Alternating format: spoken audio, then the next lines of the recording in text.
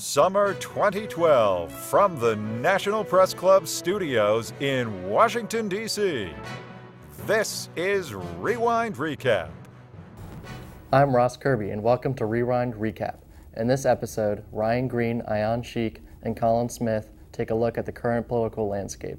Pat Kropkowski visits with culinary expert Susan Delbert, and Damabach heads out with the National Press Club's softball team to the Metropolitan Media Softball League's playoff tournament.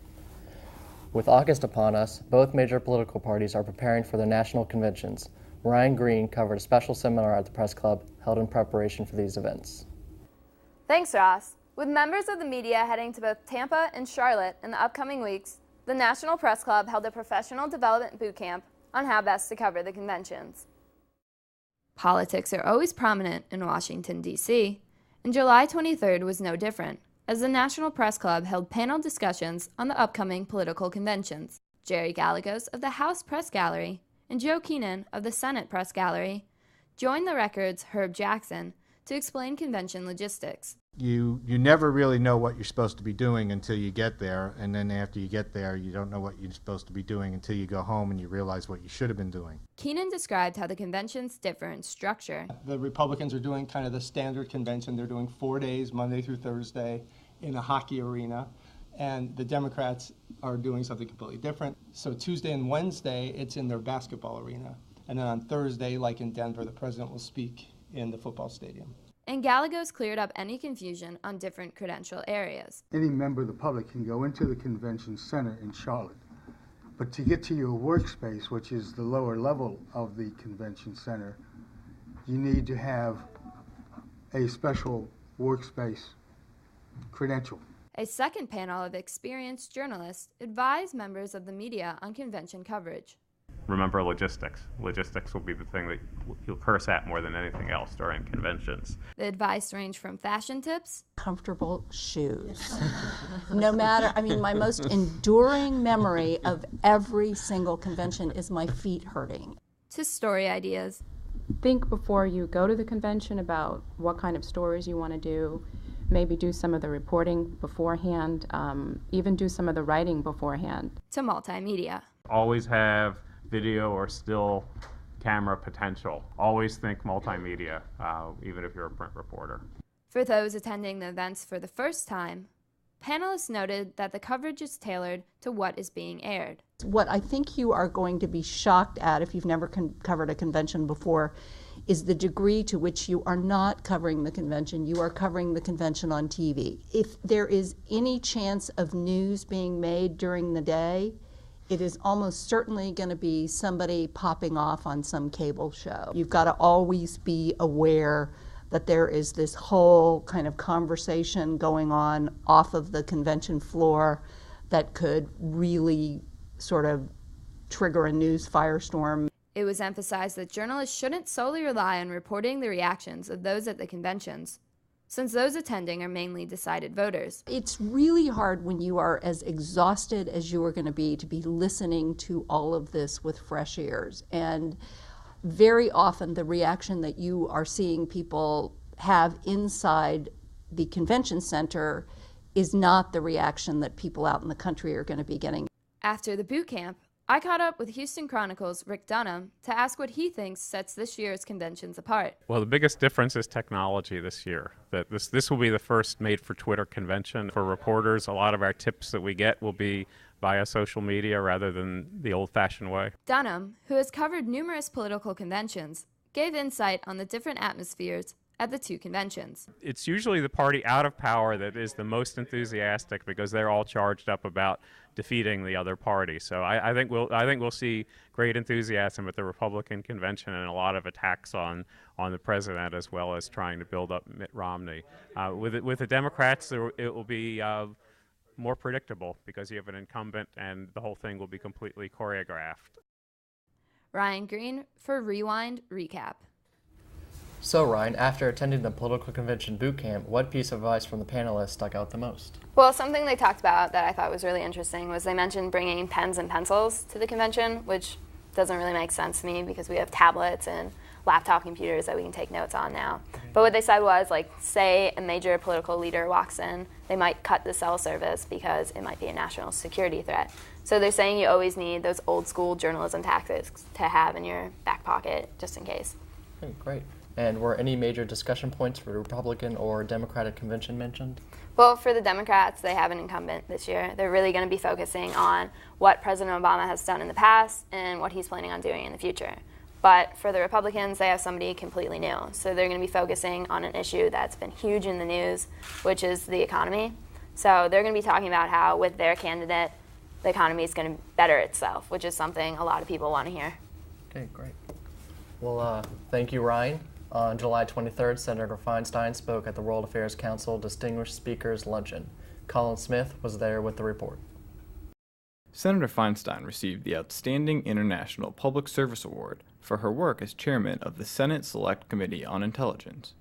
In her acceptance speech, she addressed many issues regarding national security and foreign policy. The senator outlined the Intelligence Authorization Bill, which seeks to deal with classified information leaks. Part of this bill will address what has become a particularly egregious situation, and that is leaks. People ask you a question, there can be a statement made totally inadvertently. Reporters, like the gentleman who's going to question me in a few minutes, have developed a unique skill of piecing things together so they get one little bit in one place, and then they go to 2 to 3 or 4 or 5 additional places, and they manage to put together a whole story. The problem with this is that it jeopardizes actionable intelligence. It jeopardizes people who are willing to help this country. And it creates a view, well, why should I help them? I'm not going to be protected, and my life may well be in danger. We need to beef up our intelligence in the shadowy world of terror, of asymmetric attack, of asymmetric armies, terrorist groups, not nation states. The biggest weapon we have is good, actionable intelligence. The senator delved into the current crisis in the Middle East and the importance of having all the world's major powers on board to develop a conflict resolution for Syria. The other thing that I think is really important is encouraging both Russia and China to play a role. They are major global powers, and major global powers have a responsibility to the rest of the world to exert that power in a constructive way. And this is really an opportunity to do just that. I think their vetoing of UN resolutions, I think their reluctance to support the Arab League is a huge mistake, because it means these countries are really not going to help solve some of the big problems in the world. Senator Feinstein also reflected on the issues with severe partisan politics that exist in Congress today. For a while I thought, well, it's the nature of what we do. If you compromise in an ideologic straitjacket, becomes a dirty word. Compromise in our democracy becomes the word that affects change. If people resist on both sides and won't compromise so that they can pound their chests and say, I helped shut down the government, or, you know, I don't care what happens, I'm going to cut everything, it's of no help. That we don't do the country a service to elect people who won't make something work, who won't ever come to a conclusion. If it's not their way, it's the highway. And that is just plain wrong. For the National Press Club, this is Colin Smith. For more information on Colin's story, you can visit the World Affairs Council's website at the link shown on your screen. One of the areas mentioned by Senator Feinstein was Syria. We had Rewind Recap correspondent Ayan Sheikh take a closer look at the rising conflict in the region. Hi Ross. Well, Senator John McCain recently spoke at the 3rd Annual Conference on Turkey, and during his speech, McCain addressed the Syrian revolution. What started out as a peaceful demonstration in the streets of Syria 17 months ago quickly escalated into a full-blown civil war, with more than 17,000 people reportedly killed by the Syrian military under the leadership of President Bashar al-Assad. During his speech at the Middle East Institute's third annual conference on Turkey, Senator John McCain criticized President Obama's response to the massacres in Syria. I would like to see the President of the United States stand up for the people of Syria. Say this massacre is terrible. It's abominable. All of us should condemn it. The other day, the President of the United States spoke, and he didn't say a word. He talked about the Annan Plan. My God, the Annan Plan? But despite McCain's disapproval of the president's commitment to the troubled country, Thomas Matier, the executive director of the Middle East Policy Council here in Washington, D.C., argued that the use of military force might not be the best approach for the U.S. When you ask for greater involvement, for example, in McCain's case, McCain is almost always asking for airstrikes. Airstrikes alone would not resolve this conflict. There is always the possibility that we are going to kill innocent civilians by accident. We cannot jump into every conflict everywhere when we don't really have such a great record of success. Matier also said that the geographic location of Syria posed a challenge for any form of military engagement in the region. And people who are asking us to respond the same way we did in Libya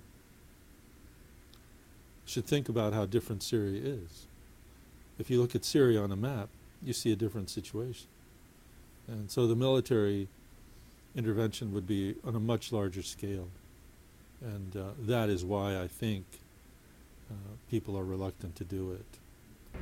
With the Syrian revolution having lasted longer than the Egyptian and Tunisian revolutions, who is to say how long before the people of Syria joined Tunisia, Libya, and Egypt in celebrating its independence from its dictator? Reporting for the National Press Club, I'm Ayan Sheikh. I'm now joined by Ayan Sheikh. I know you mentioned that the geographic location of Syria made it difficult for military intervention, but what are some other reasons? Well, when I spoke to Matier, he did mention that the Syrian regime was a lot more authoritarian, is a lot more deeper and wider than other regimes in the sense that it's not just about Assad and his family. There are a lot more people involved, like Sunni businessmen and allies that are afraid to lose power if Assad is to step down. Okay. And there was a report that the Syrian defense minister, along with Assad's brother-in-law, were killed in a bomb blast during a high-level security meeting. Yep. How has this affected the regime? Well, that has had a tremendous effect on the regime. I mean, we haven't seen Assad on television ever since the attack. And, you know, there are reports claiming that there is a ripple in the regime, and definitely there's no way to deny that. I know that these Free Syrian Army are claiming responsibility for this, but people are saying that there is no way that they could have carried this out on their own. So, I mean, without a doubt that this has definitely cracked the regime. I mean, the extent of the crack we don't know, but we're just going to have to sit and wait. Okay. Well, thank you, Ayan, for that insightful story. On a lighter note, the dog days of summer are typically saved for the diamond of Major League Baseball. But the Press Club decided to hit a diamond of their own. Kai Damabach is here to explain. The Press Club fielded a softball team in a tournament with other media outlets in the Washington, D.C. area. Here's a look at the action from Bethesda, Maryland. The playoffs for the 22nd season of the Metropolitan Media Softball League featured a team of National Press Club members. They felt this was finally their time to win it all. It all started on Sunday, July 15 at Cabin John Regional Park with a game against the team from Comcast Sportsnet. An 11-run fourth inning for Comcast took the game out of reach for the Press Club.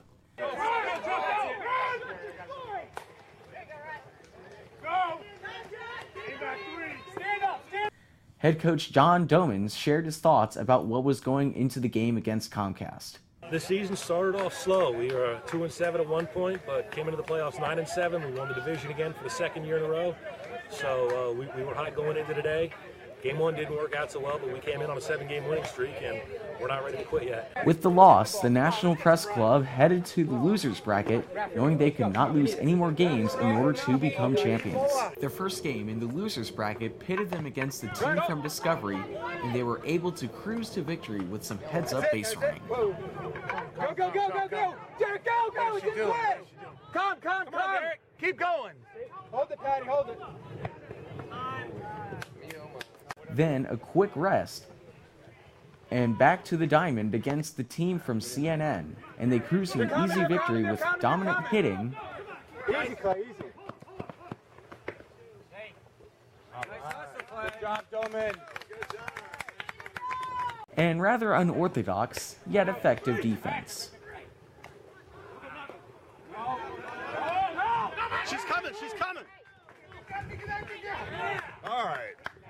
The temperatures rose above 100 degrees in the mid-July heat, resulting in a back-and-forth tussle with the Washington Times in the quarterfinal matchup, before the Press Club poured on 3 runs in the top of the 7th to advance to the semifinals. The team then moved to another field to face the team from Comcast Sportsnet in the semifinals. We're up first.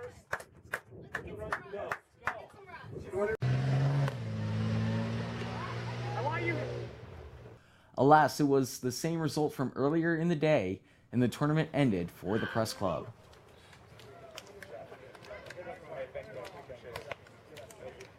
Right fielder Ken Giglio talked about the loss and the lasting effect of the tournament on the teams. Well, we ran into a really good team. Comcast has a lot of great players who can hit really well, and after playing our 4th game of the day, we got a little tired out there, but nothing to hang our heads about. The great thing about this league is that we have rivalries, but they're really friendly rivalries. It's all media teams, and we enjoy playing hard and sometimes giving each other the business, but in the end, we all have a good time, and yeah, people love this league. Now, who eventually won the tournament? The team from the Comcast Sportsnet eventually won the tournament. It was their first title, and they won it the following weekend. All right, and what was the best finish for the team in the tournament? This actually matches their best finish in the tournament. They've never done better than reaching the semifinals, but they're just happy that they were able to get to that point. Okay, and where can our viewers find out more information on the tournament? They don't have an official website, but if you go into Facebook and do the search for the league, the Metropolitan Media Softball League, you'll be able to find the page. Okay. Thank you, Kai. We end this show with a story that's dear to everyone's heart, food. Patrick Kropkowski took a look at a local chef who's trying to make it in a major city. On June 26th, I attended Chef's Best Dinner and Auction and met with the National Press Club's executive chef, Susan Delbert. The event was designed to raise funds for the Food and Friends organization, which provides meals and nutritional counseling to those diagnosed with life-challenging illnesses. All the restaurants participating in the Chef's Best Dinner and Auction, presented by the National Association of Chain Drugstores Foundation, prepared their strongest dishes. It was a unique experience with some great food. I think we turned on a lot of people to chilled soups, which I think is kind of a hard sell. It's one of these things that I like about cooking because, you just give somebody something that they may not have had. And trust me, I did not grow up eating chilled soups, so it's not something that's in my background. I come to that late in life. And yet I guess early on, I'd had gazpacho, but I hadn't ever had anything else. I hadn't ventured out of that realm.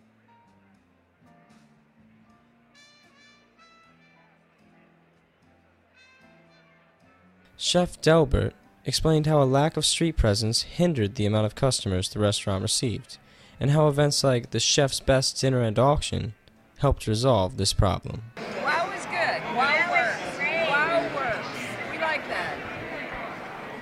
Well, the reason we're here is to let you know that the National Press Club actually has a restaurant which is open to the public called the Fourth Estate. It's a great opportunity to make something really fun that you want people to taste. And it's kind of a marketing event for us too, because then we get to really talk up the Fourth Estate. They'll say, where is the restaurant? I've never heard of it. I didn't know you were open to the public. And we have generally the fixed price menu, which we offer to them so they can see actually what they can get. It's like Restaurant Week all year round. 3 courses, $30. It's great, Thursday, Friday, and Saturday. So we actually have gotten business from this, so it works out great.